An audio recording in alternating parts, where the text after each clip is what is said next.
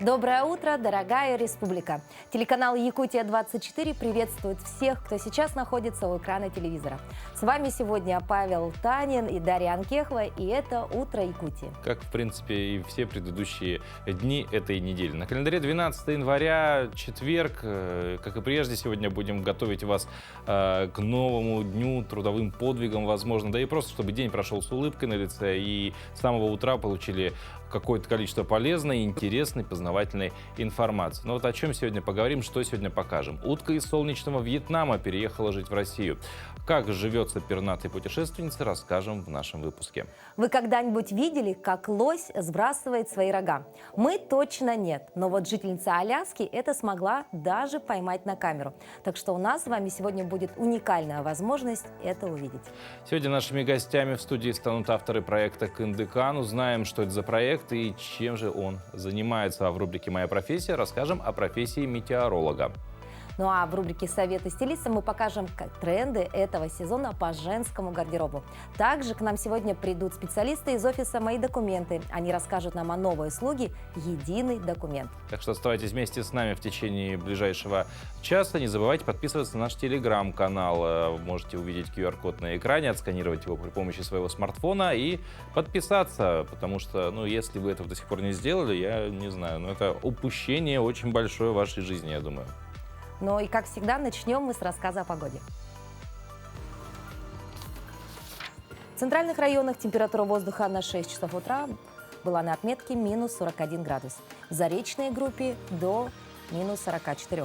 В южных 27-29 ниже 0. В Вилюйской группе улусов 35-39 со знаком минус. В Нижнеленских 42 ниже 0. В западных районах 29-40 со знаком минус. В Колымендигирской группе улусов до минус 58, в Янских 51 ниже 0.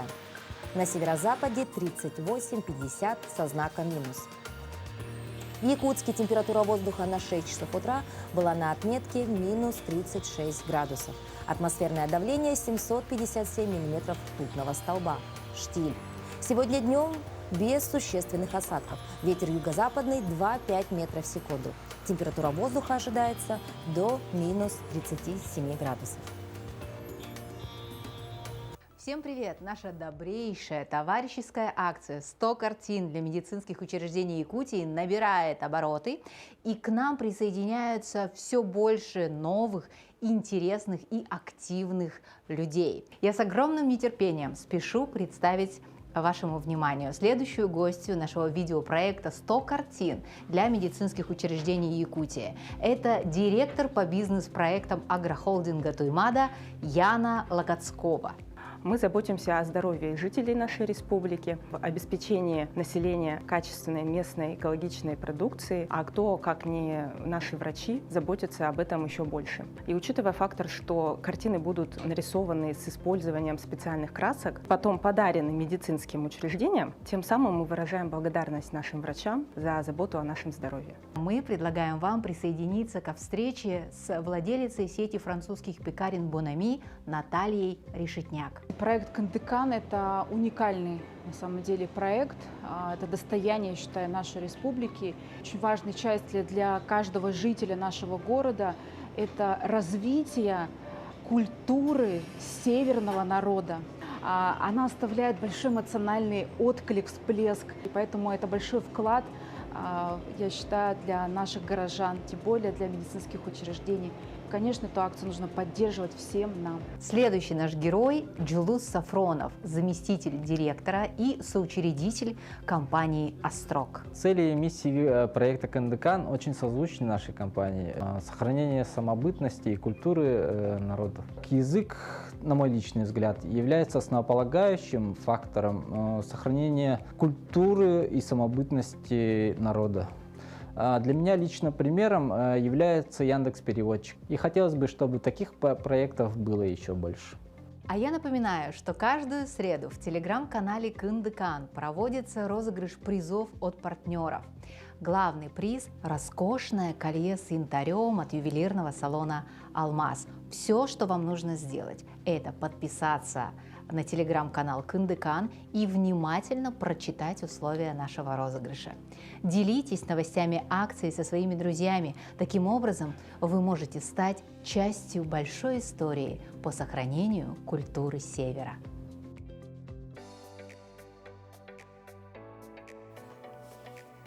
Сейчас настало время поговорить о том, что же такое и что вообще представляет из себя проект Кындыкан. Мы уже не раз говорили об этом в наших эфирах, и сегодня решили позвать гостей авторов и еще поговорить подробнее об этом уникальном проекте. И сегодня у нас в гостях автор проекта, потомок Кындыкан Илана Кындыкан и руководитель родовой общины коренных малочисленных народов Севера и венков имени Аполлона Константиновича Ильинова. Это оленевод-стартапер Раиса Анатольевна Ильинова. Доброе утро. Доброе утро. Это- Ну, Илан, первый вопрос. Вообще, как зародилась идея создания проекта этого?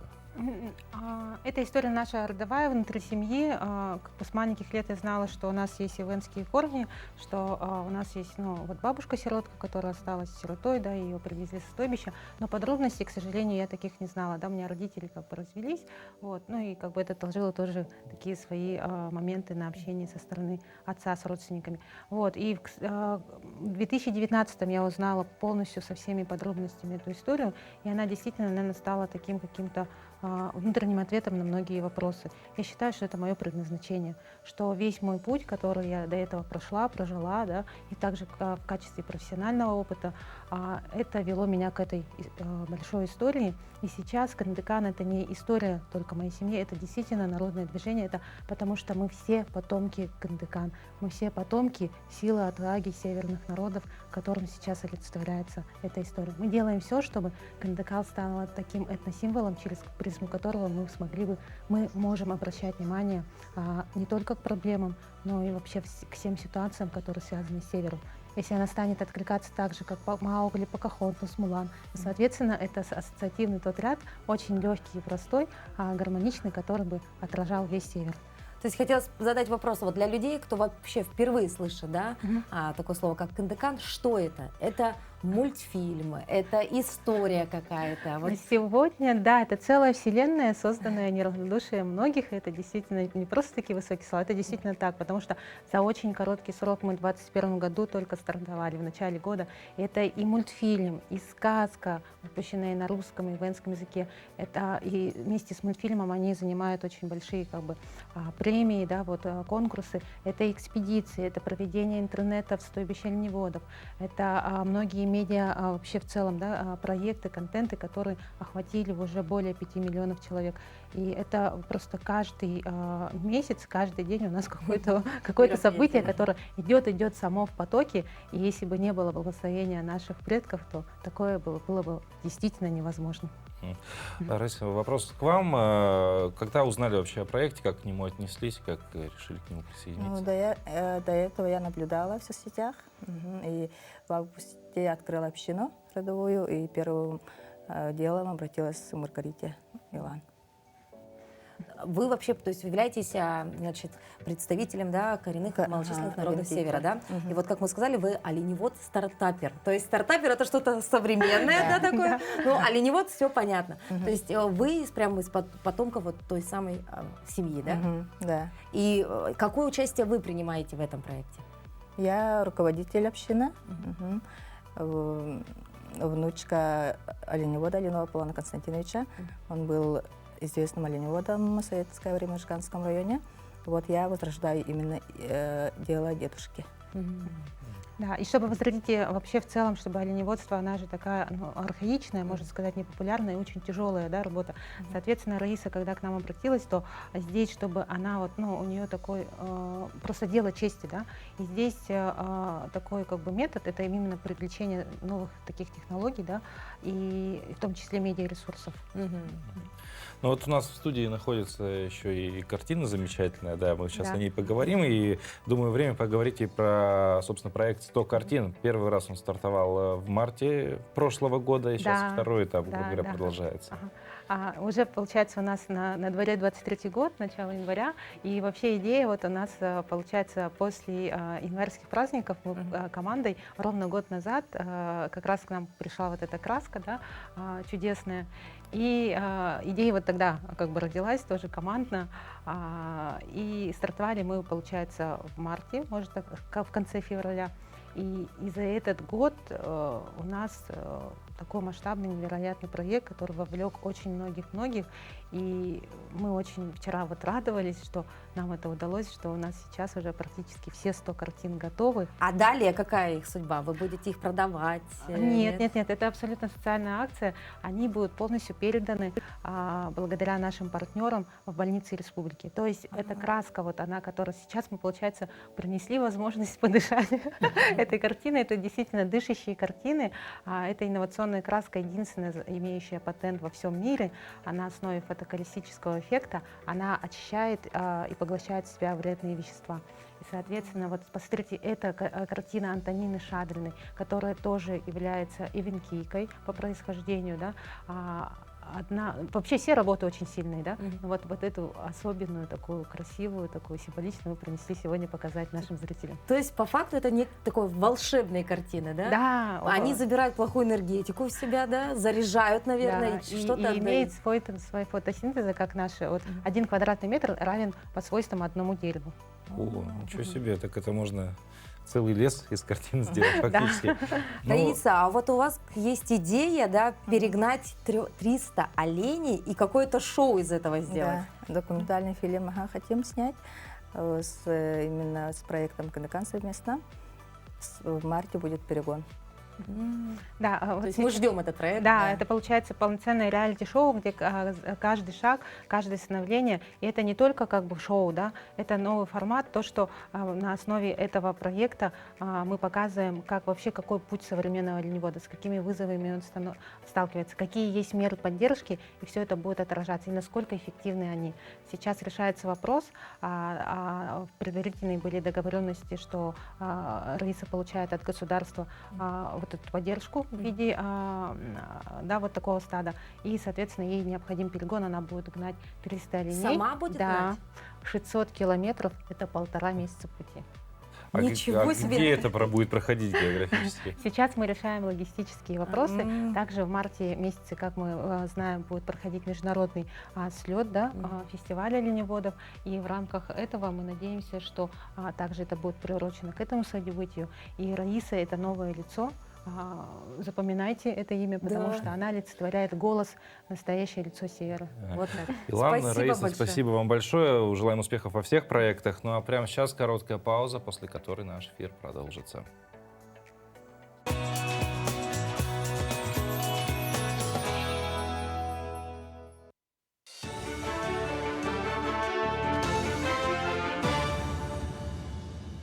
Доброе утро, вы смотрите новости. По прогнозу Якутского управления гидрометеослужбы, начиная с 12 января арктическая, очень холодная воздушная масса с северо-запада сместится на западные, затем в центральные районы, в связи с чем ожидаются сильные морозы на большей части республики с туманами в населенных пунктах. В Нюрбинском районе на сегодняшний день вышел указ главы района о повышенной бдительности и готовности всех жизнеобеспечивающих организаций. Единая дежурная диспетчерская служба просит в эти дни воздержаться от дальних поездок без крайней необходимости. По данным гидрометеослужбы, сильные морозы продлятся более 5 дней. Так, у нас в Нюрбинском районе ожидается понижение температуры наружного воздуха до минус 58 градусов. Обращаем руководителей жизнеобеспечивающих организаций о повышении бдительности в случае возникновения аварийных ситуаций. В связи с этим вышло распоряжение главы района о режиме повышенной готовности. При возникновении непредвиденных обстоятельств сообщать по короткому номеру 112. Институт гуманитарных исследований и проблем малочисленных народов Севера запустил электронную версию 15-томного большого толкового словаря якутского языка с программной оболочкой. В нем находится в общей сложности более 80 тысяч слов и указывается их значение. Электронная версия словаря подготовлена на якутском и русском языках. Для быстрого и удобного пользования словарь состоит из двух вариантов – для общей аудитории и отдельно для научной деятельности. Электронная версия толкового словаря имеет большое значение для сохранения и развития якутского языка. Словарь в своей базе содержит примерно 80 тысяч уникальных слов, которые можно найти с помощью специальных фильтров. Словарь содержит два варианта для научных работников и для простого пользования. Для простого пользования упрощенный вариант системы, но с дополнительными функциями, такими как синтезатор речи и кроссворд. А научный содержит специальные фильтры. Каждый фильтр – это отдельная научная работа получается. И кроме того, все эти фильтры можно комбинировать. Получается где-то десятка тысяч вариантов комбинаций. Образовательная смена «Зимняя школа навигаторов детства» начала работу в региональном ресурсном центре «Навигаторы детства». Школа проходит на базе отдыха «Сосновый Бор». Всего приехало 80 сотрудников из 23 муниципальных районов и городских округов Якутск и Жатай. Муниципальные кураторы и советники директоров по воспитанию и взаимодействию с детскими общественными объединениями республики собрались в столице для повышения уровня профессиональной компетентности. Они проходят различные мастер-классы, практические семинары и обучаются новым технологиям у экспертов. Напомним, в этом году республика участвует в проекте «Навигаторы детства» в качестве пилотного региона. В дальнейшем планируется расширить программу и внедрить во все школы страны. Из Момского района нас всего 5, из 7 советников у меня 4 присутствует. И для таких арктических районов, вот, отдаленных, это большая возможность для живого общения с более опытными коллегами. И, конечно же, это профилактика профессионального выгорания. Все мы, как говорится, в основном офисные работники. И организуя вот такие вот зимние смены, вот такие вот лагеря для взрослых, можно сказать, да, это, конечно же, очень замечательно. 42 дня осталось до старта вторых зимних международных спортивных игр «Дети Азии» в Кемеровской области. Спортсмены из Якутии представлены на играх в 6 видах спорта – хоккей, шорт-трек, горные лыжи, сноуборд и лыжные гонки. В Ледовом дворце Элей-Ботур на базе Республиканской специализированной спортивной школы по зимним видам спорта подготовку к соревнованиям проходят хоккеисты, фигуристы и спортсмены, выступающие в шорт-треке. Всего от Якутии на игры отправятся 64 участника. В ближайшую неделю спортсменов пройдут последние контрольные соревнования, и в начале февраля члены сборных команд соберутся в Кемеровской области, где пройдут заключительные учебно-тренировочные сборы. В общем, будет участвовать 22 хоккеиста, 10 шорт-трекистов, 5 мальчиков, 5 девочек и 6 фигуристов, 3 мальчика, 3 девочки. Подготовку в основном проводим на Дальнем Востоке, участвуем во всех дальневосточных соревнованиях. По хоккею маленько укрепим команду нашими воспитанниками, которые играют в других школах. В 2020 году семья из Крыма спасла утку Бориславу во время поездки во Вьетнам. Теперь Боря живет в поселке Гаспро вместе с супругами Михаилом и Марьяной Желобовскими. Об этой утке-путешественнице в следующем материале.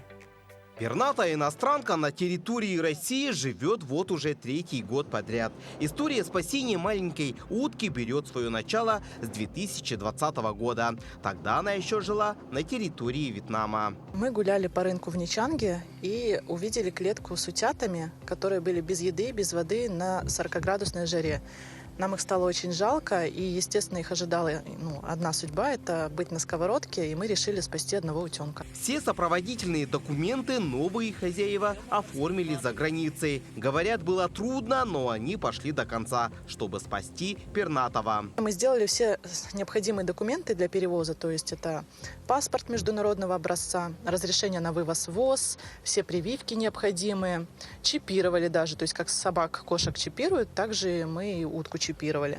Это было все очень непросто, но мы таки это все сделали и смогли перевести утку в Россию. Борислава с новыми хозяевами перелетела в Россию в апреле 2020 года. Тогда Марьяну и Михаила отправили на карантин в обсерватор, а утку изъяли в аэропорту для обследования сотрудниками Россельхознадзора. После счастливого воссоединения семья вернулась в Крым, где у утки теперь есть собственная комната. Здесь она живет, у нее своя комната 11 квадратов, так как у нас своего участка нет, у нас квартира, вот, то есть ей выделена целая комната. Ну, это связано с тем, что за ней ее нельзя приучить к лотку, так как кошку и собаку, так бы она гуляла по всей квартире.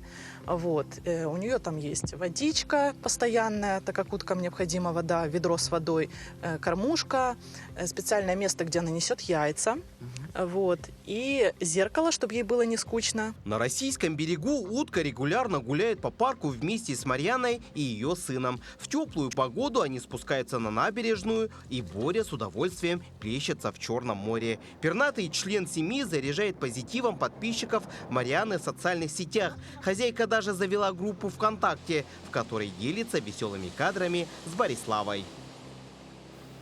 Раз мы уже взяли такой небольшой вектор на новости из мира животных, редкие кадры сбрасывания лосем рогов покорили соцсети. Когда вечером 15 декабря к Аляске приближался снежный шторм, Тайри Богарт из Хьюстона показалось разумным отправиться к родственнице, если отключится электричество. Уже у дверей она заметила, как камера наружного наблюдения прислала на гаджет уведомление о каком-то движении. Открыв видео через смартфон, Богерт поняла, что только у ее порога произошло событие из ряда 1 на миллион.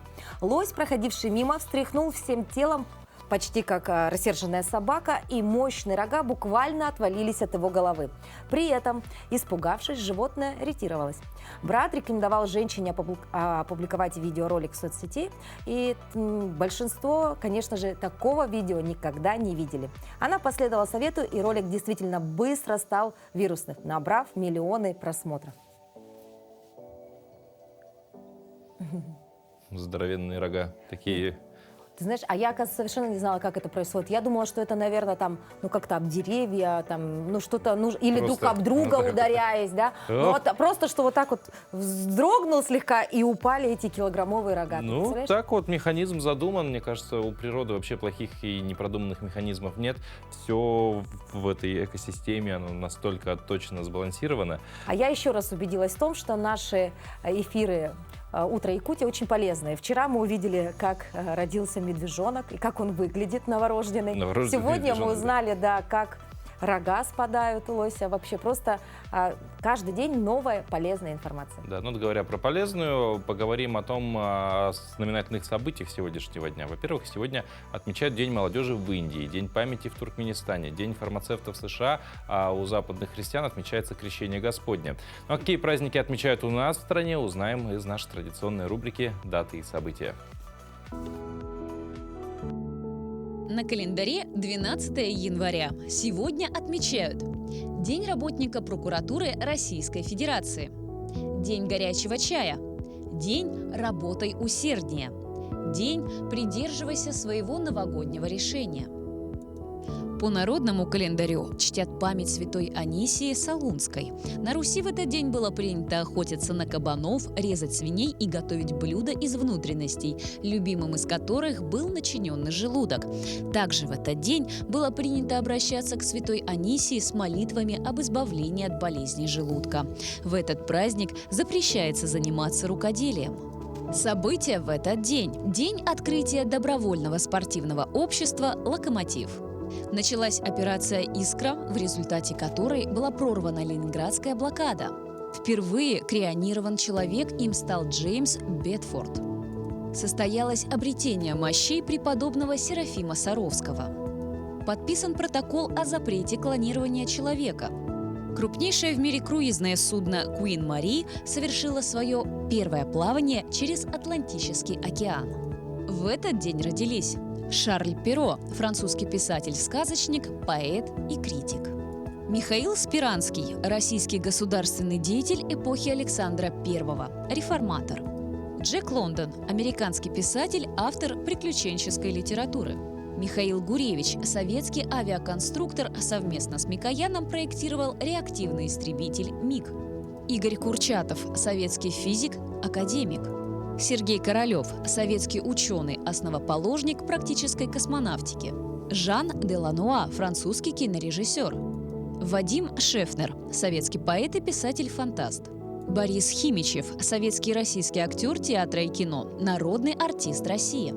Раймонд Паулс, советский и латвийский композитор, пианист, дирижер, политический деятель. Владимир Мулявин, советский и белорусский музыкант, композитор, народный артист СССР. Харуки Мураками, японский писатель и переводчик. Рената Литвинова, российская актриса, режиссер, сценарист, телеведущая, заслуженная артистка России. Именины сегодня отмечают Макар, Лев, Даниил, Антон, Мария, Ирина, Арина, Анисия. Красота в ритме танца. Премьера на нашем канале. Танцуй.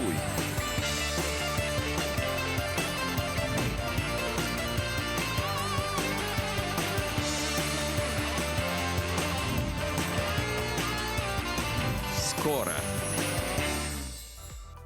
Паша, да, совсем скоро стартует проект у нас на телеканале Якутия-24. Потанцуем! Танцы, да. Я думаю, здесь название говорит само за себя, и нет вариантов, да.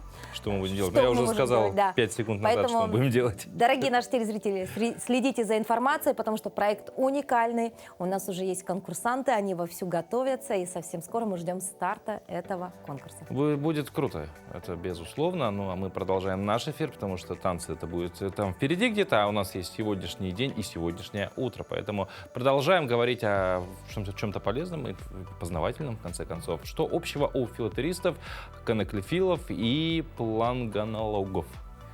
Вот ты знаешь, что вот я последнее слово еле и выговорил, но вот что у них общего? Знаешь, ну я так думаю, что это что-то общее, ты говоришь, да? Ну, наверное, они занимаются общим делом. Они занимаются общим делом. Все это коллекционеры, только вот первые собирают марки, вторые брелоки, а третьи кукол.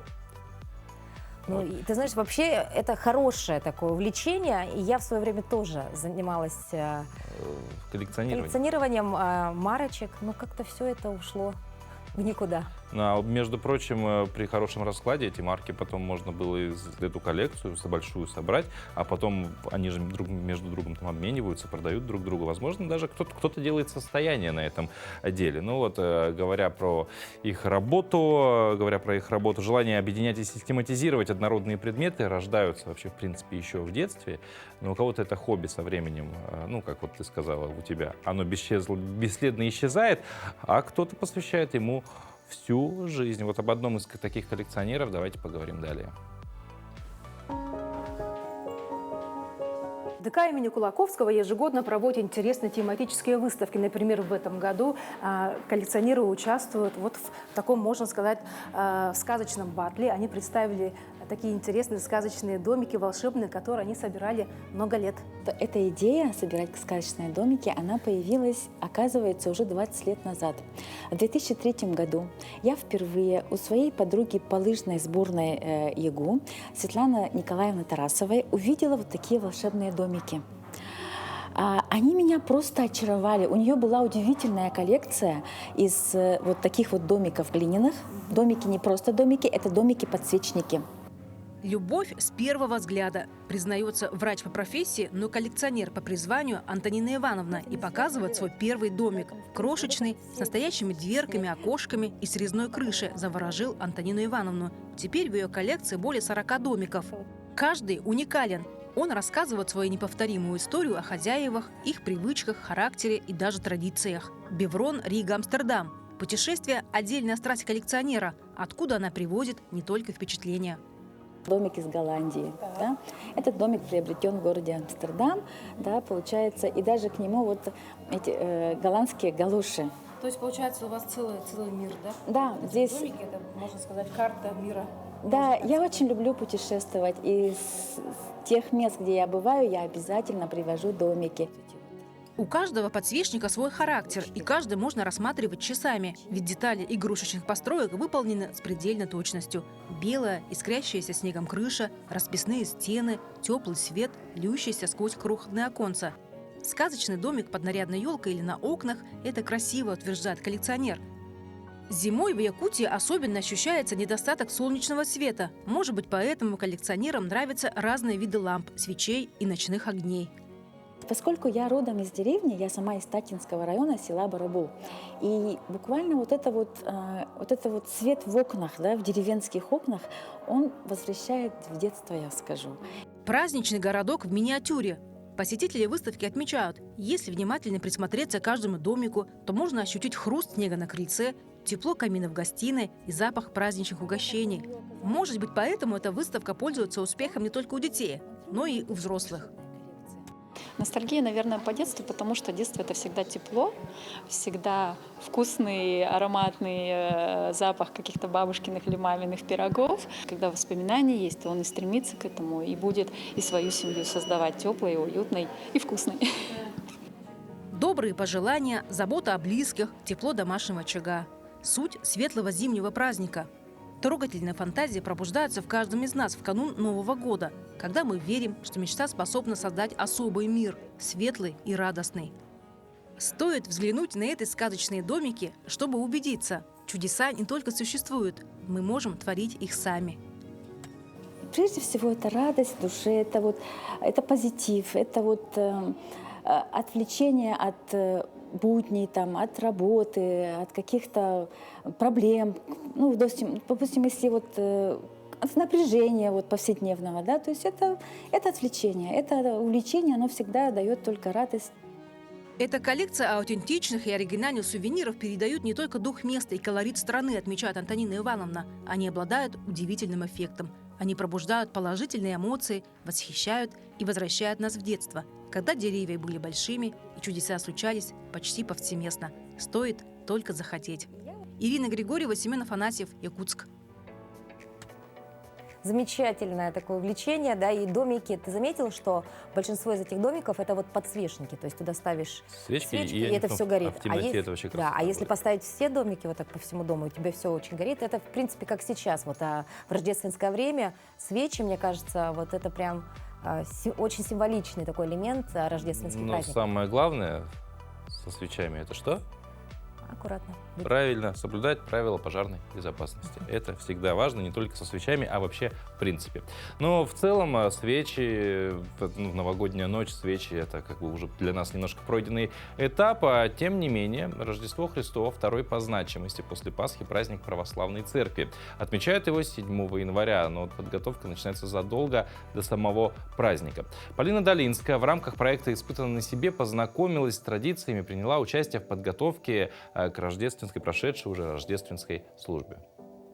6 января каждого года православные и греко-католики празднуют Сочельник, день накануне Рождества Христова, который отмечается на следующий день. И сегодня мы с вами в рамках нашей программы будем рассказывать вам про Сочельник, про приметы, про то, как готовится храм и церковь к празднованию этого замечательного праздника. Одно из блюд Сочельника – это сочево или кутья. Или колево. Или корево. 3 названия, а на самом деле сути не меняет. Насколько я знаю, в основе этого блюда лежит именно зерно, оно как символ жизни.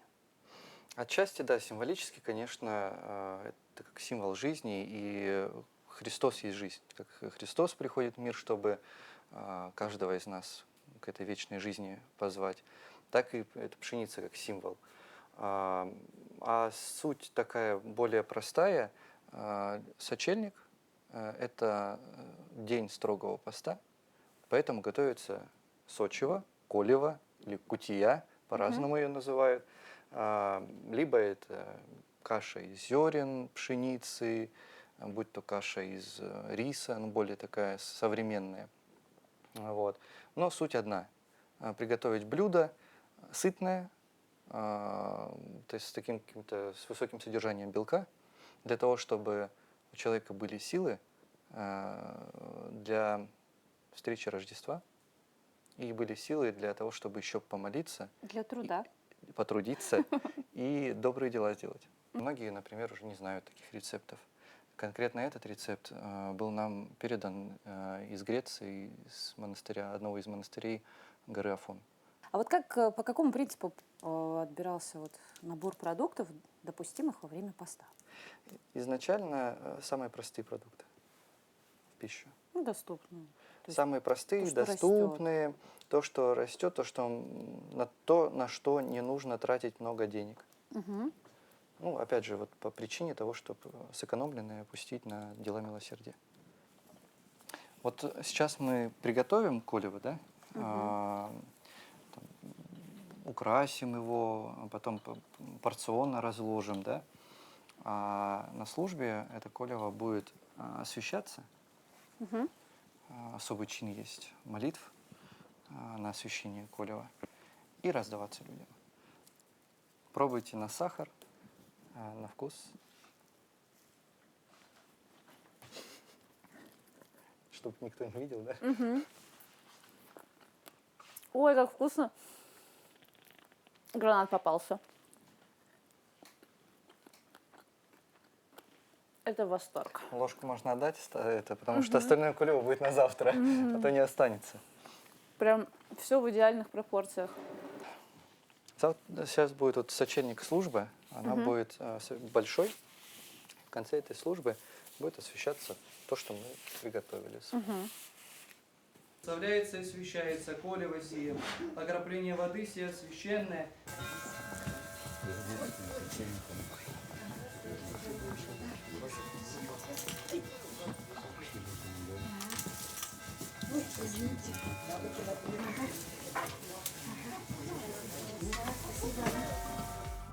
Напоминаем, что 2023 год в Якутии был объявлен Годом труда. Об этом в конце прошлого года, оглашая ежегодное послание Госсобрания Илтумен, сообщил глава региона Айсен Николаев. Глава Якутии отметил, что основной целью Года труда станет укрепление в обществе отношения к труду, к благу и повышению престижа труда. Также напомним, что Айсен Николаев тогда же и анонсировал, что учредил 50 ежегодных премий главы Якутии по 300 тысяч рублей лучшим труженикам. Подведение итогов будет 1 мая. И мы в рамках своего эфира посвящаем нашу традиционную рубрику «Моя профессия» людям, которые трудятся во благо процветания нашей республики. И будем рассказывать о профессиях, благодаря которым наш регион развивается и процветает, а также покажем различные сюжеты о трудящихся гражданах. Ну а сегодня мы вам расскажем о профессии метеоролога. Ой, хорошо, ясно на небе. Но, наверное, морозно. Очень большой объем работы. Вот. Живу я от нее, к сожалению, далеко. И на дорогу уходит целый час. Без 5-7 я должна быть уже на остановке, чтобы к 8 часам попасть на работу и сменить человека, который работал там в ночь.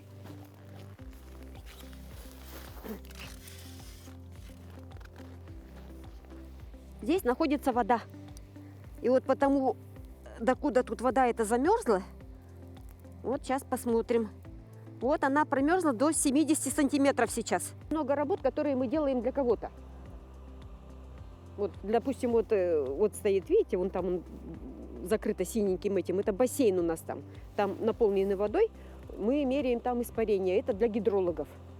Потому что они потом составляют эти вот прогнозы на наводнение, на все вот это вот самое.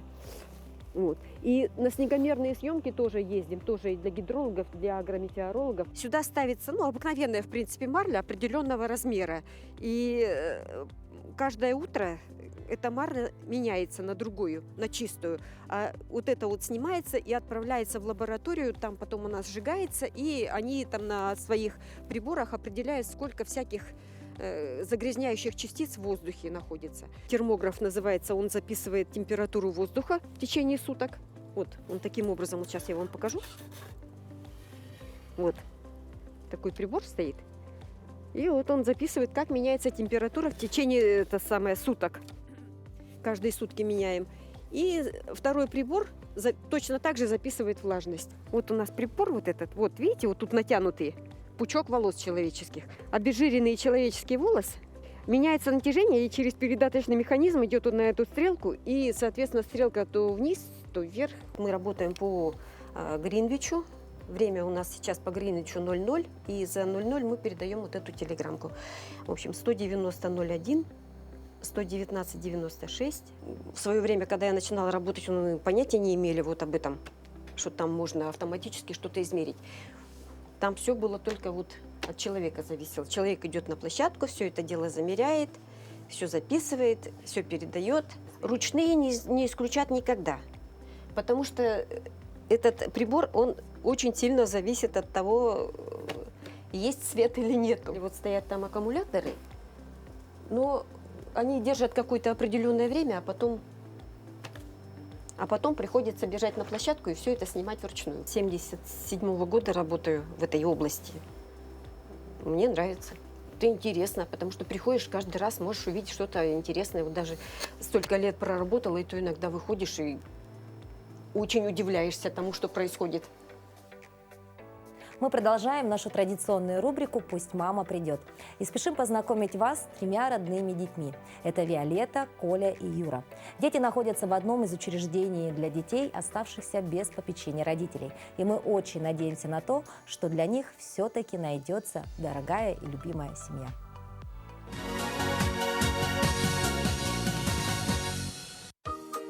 Познакомьтесь с Колей, его сестрой Виолеттой, а также их младшим братиком. Знакомьтесь, это Юра. Юре 1 годик и 3 месяца. Юра у нас очень спокойный, но в то же время очень любознательный, очень такой активный, очень умный, веселый и добрый мальчик. Уже пытается что-то говорить, произносит слова «мама», «папа», «да-да». Юра – подвижный мальчик. Он недавно научился ходить, делает это с удовольствием, радуясь тому, что может сам осваивать новые пространства. Юра живо интересуется всем вокруг, любит общение, с удовольствием играя как с детьми, так и со взрослыми. Все время вместе проводят его брат Коля и сестра Виолетта. Познакомьтесь, это Виолетта, нам 3 года. Виолетта посещает нашу группу с июня 2022 года.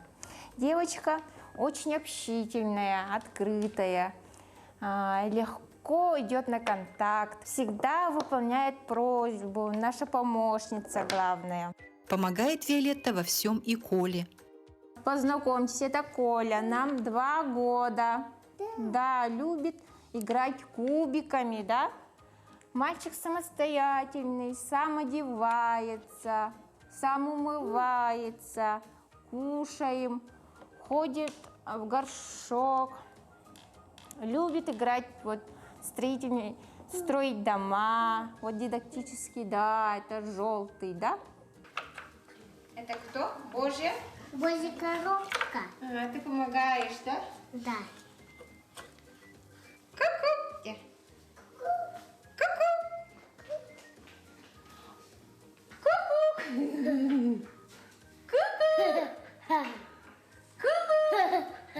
В канун Нового года дети загадали желание и встретились с Дедом Морозом. Я свой хвостик причесал и на праздник прибежал. Я с ребятами дружу, возле елочки прису. С Новым годом, кролика, поздравляю. Счастья вам по лесу возжелаю. Пусть удача каждому улыбнется, и пусть каждый весь год смеется. Мы очень надеемся, что Юра, Виолетта и Коля обретут семью.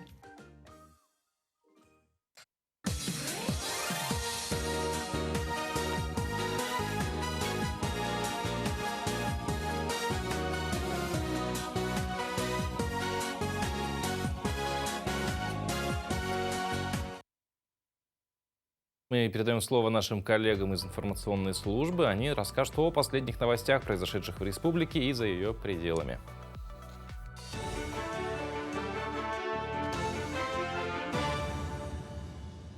Вы смотрите новости. Доброе утро.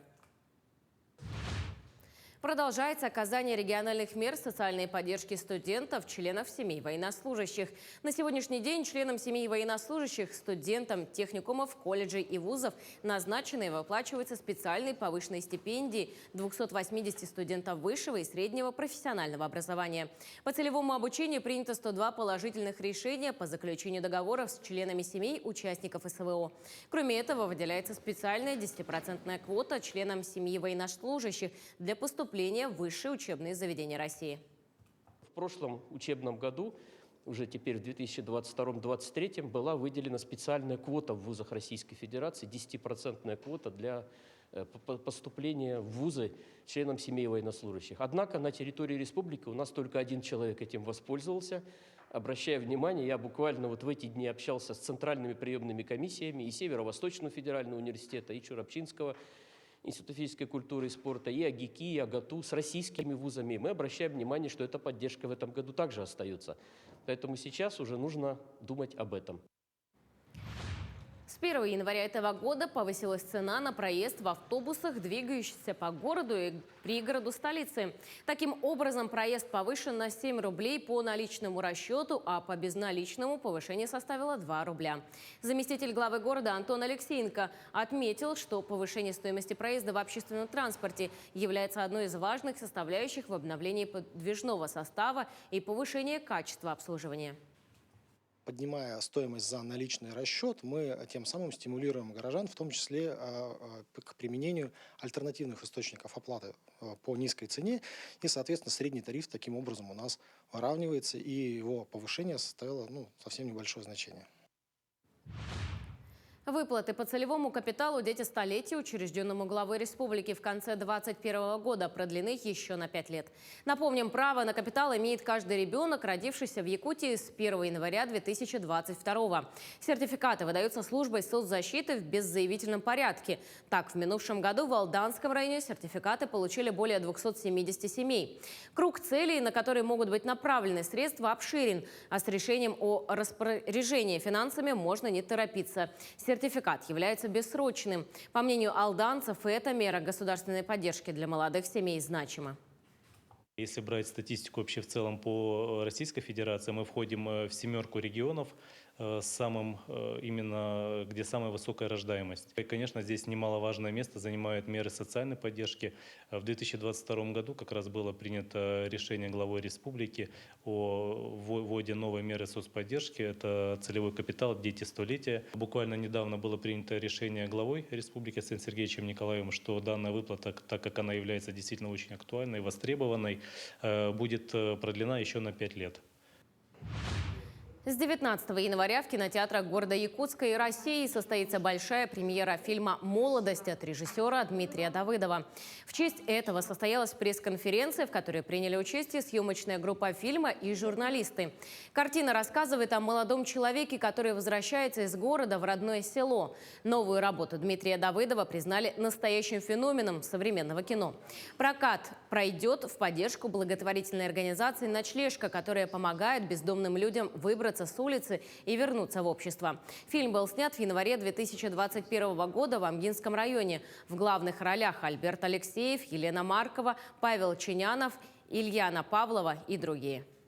Сейчас мы делаем премьеры в Москве 14 января, 16 января у нас Санкт-Петербург, 17 Новосибирск, 18 Екатеринбург.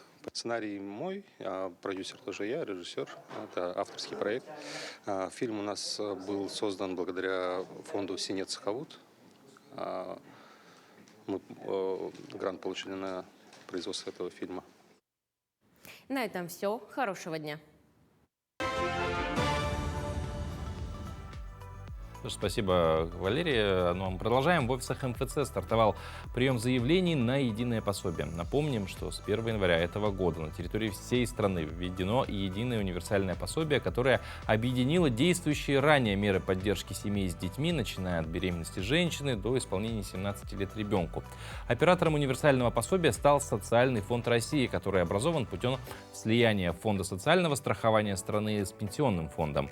Более подробно о новой услуге нам расскажет сегодня Елена Шайдонова, главный специалист отдела коммуникаций Центра «Мои документы». Елена, доброе утро. Доброе утро. Доброе Ну, вот подробнее, Да, что Паша же... сейчас просто перечислил очень много, да, таких моментов, и для человека, который, возможно, еще не слышал об этом, либо пытается только разобраться, это, конечно, немножко сложно. Вот объединились, да, значит, Фонд социального страхования, Пенсионный фонд России. Существуют определенные выплаты. Вообще, что это и как можно подать заявку? Доброе утро еще раз. С 9 января в Центре «Мои документы» стартовала новая услуга, так называемое единое пособие. Это, как вы уже сказали, услуга фонда социального... фонда... Извиняюсь. Социального фонда России. Да, ну, Социального фонда России, извиняюсь, да. Данная услуга, она объединила в себе 6 выплат и пособий для беременных женщин и семей с детьми. То есть если раньше граждане должны были подавать разные заявления, то теперь можно подать одно заявление, и пособие будет назначено. Ну, то есть, грубо говоря, можно одним заявлением, я так как это понимаю, одним заявлением получить сразу все пособия, которые тебе, ну, положены. Да. То есть Да, верно. Не нужно на каждое отдельно писать. Да, все верно. Подать заявление могут беременные женщины и семьи с детьми, у которых среднедушевой доход не превышает прожиточного минимума на душу населения. Конечно же, учитывается имущество семьи, и оно не должно превышать определенного перечня. Также обязательно у семьи, у взрослых членов семьи обязательно должен быть доход. Да, или объективная, ну, так сказать, уважительная причина его отсутствия. Ну, например, стоять там в центре занятости, на учете называется. Все верно. А дети и родители обязательно должны быть гражданами России и постоянно проживать на территории Российской Федерации. Учитываются доходы за последние 12 календарных месяцев, предшествующих одному календарному месяцу перед подачей заявления. Я здесь тоже поясню для зрителей. Да, да, очень сложно, да. Например, если семья подает заявление, ну, например, сейчас, в январе 2023 года, то учитываются доходы уже с декабря 2021 года по ноябрь 2022 года. А если человек в тот период не работал, но на данный момент работает всего 2-3 месяца, то здесь начисление пособий не положено, да? Каждая ситуация, она рассматривается индивидуально в зависимости от жизненных обстоятельств, так сказать. Да. Ну вот какие, наверное, нужно сказать все-таки выплаты? Мы обобщенно сказали, что для беременных, для семей с детьми, но какие именно пособия сейчас входят вот в единое пособие? В единое пособие входит 6 выплат и пособий. Я сейчас буду говорить таким более простым языком, чтобы зрителям тоже было понятно, да? Это, во-первых, ежемесячное пособие для беременных женщин, которые встали на учет в медицинской организации на ранних сроках. Это так называемое маленькое пособие от 0 до 16 лет. Это путинская выплата, которая назначается на первого ребенка до исполнения 3 лет. Это айсеновская выплата, которая назначается на 3-го и последующих детей, тоже до исполнения 3 лет. И это вот наши стандартные от 3 до 7 и от 8 до 17 лет. Также хочу обратить внимание, что если пособие, например, сейчас семья уже получает, уже назначено, то они продолжат получать до назначенного периода. Но также у них имеется возможность подать вот на это новое единое пособие, и уже пособие будет назначено по новым правилам. Имеют право так подать только дети, рожденные до 1 января 2023 года. Если ребенок родился уже после, то они могут подать только по новым правилам. Елена, тогда возникает вопрос, нужно ли подходить именно в Центр «Мои документы», либо все это можно сделать дистанционно? Можно подойти в офис Центра «Мои документы». Эта услуга предоставляется у нас во всех офисах по всей республике, но также можно получить и электронно на портале госуслуг. Данная услуга уже выведена на главную страницу. Ее можно легко найти, нужно только авторизироваться, и обязательно нужно иметь подтвержденную учетную запись. Ну и логично, да, спросить, а что нужно, чтобы подать? То есть какие документы, в какой срок это все рассмотрится? При обращении в офис Центра «Мои документы» при себе необходимо иметь тоже ряд документов. Это обязательно документы, подтверждающие личность, паспорт гражданина РФ, это вот на родителей, да, на беременную женщину, обязательно свидетельство о рождении на всех детей, на которые подается заявление. Также, если ребенок старше 14 лет, то обязательно паспорт. ИНН, СНИЛС тоже на всех членов семьи. Также нужны документы, подтверждающие семейное положение. Это свидетельство о заключении брака, о расторжении брака, свидетельство о смерти, документы об усыновлении и об опеке. И также, конечно же, нужно предоставить реквизиты счета, куда заявитель хотел бы, чтобы поступала выплата. Вот документы поданы, заявка подана. Когда ждать обратной связи? Да, срок рассмотрения до 10 рабочих дней. При подаче через офис Центра «Мои документы» прибавляется еще 3 рабочих дня. И при необходимости срок может быть увеличен до 20 рабочих дней. А вот у многих родителей с прошлыми выплатами возникали вопросы. То есть подаешь заявку, приходит отказ. А причину не знаю. Через ваш центр возможно будет узнать, если, допустим, в случае отказа. Почему? Да, потому что у многих возникает, вот почему у Паши есть, а у меня нет. Если вы подаете через центр «Мои документы», то, соответственно, приходит результат. И в документе, который уже приходит, там уже прописана причина отказа, например, да, или, например, одобрение, да, сколько одобрено и так далее. А также, если граждане подали через МФЦ, то они, в принципе, могут получить и консультацию в целом, да, по заявлению. Нужно указать номер обращения, да, когда обращались, например, и специалист проконсультирует. Можно подойти очно, можно обратиться через наш портал mfcsaha.ru, получить консультацию. Можно получить консультацию как у нашего виртуального помощника Татьяны, так и у специалиста в будние дни, получить, так сказать, онлайн-консультацию. А присутствие двух родителей необходимо для оформления или достаточно просто наличия оригиналов, да, документов, и может один родитель прийти? А может подойти один родитель, но обязательно должны быть документы, подтверждающие личность обоих родителей, да, и при необходимости простая доверенность. Елена, спасибо большое за интересную, познавательную, очень нововведение все-таки, да. Желаем вам удачи в работе, во-первых, хорошего дня. Ну, а вам, дорогие телезрители, напоминаем, что завтра вновь увидимся в этой студии, будем встречать пятницу, а на сегодня вам отличного дня и хорошего настроения. До новых встреч, увидимся завтра.